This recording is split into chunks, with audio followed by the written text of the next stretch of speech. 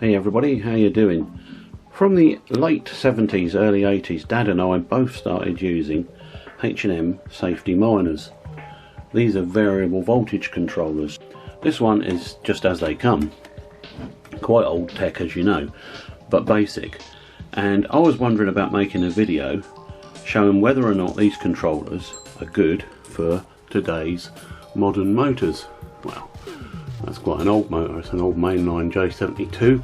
You've met the Lancashire and Yorkshire Pug before, and of course we have the brand new up-to-date cordless motor fitted Great Western railcar.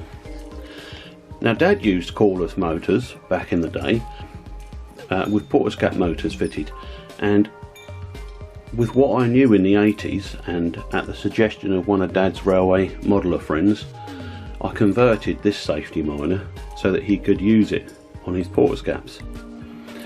And what I did is replace this selenium rectifier and did a few more tweaks. Added a power on LED and a track live LED and a overload LED which came on when it shorted out.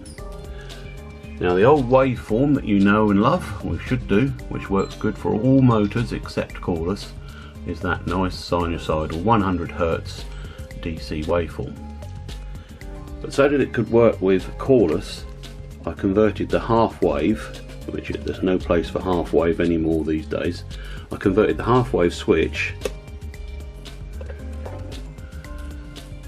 to one with a 470 microfarad capacitor in.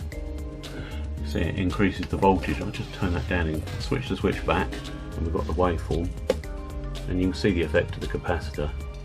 That's because what it's doing, it's taking the gaps and turning them up, so you actually get higher output voltage but smoother, and that was designed to make cordless motors safer. However, 470 is still too much. With what I know these days, I think that maximum that I would fit is probably a 47 microfarad capacitor, because you do still need some of that ripple to get nice smooth running.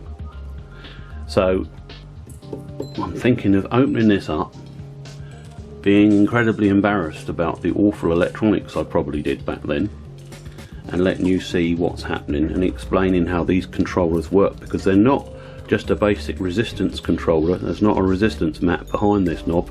It's a variable transformer output, and basically the top of the transformer on the secondary side has been cleaned off, and a carbon brush on an arm goes back and forward on it to provide your output. Perfectly safe, perfectly acceptable. But we could have a look at that, and I could explain it all to you, and we could compare the outputs to the unmodified one, and maybe make some changes. What do you think? Would you be interested in that? Let me know in the comments below this video.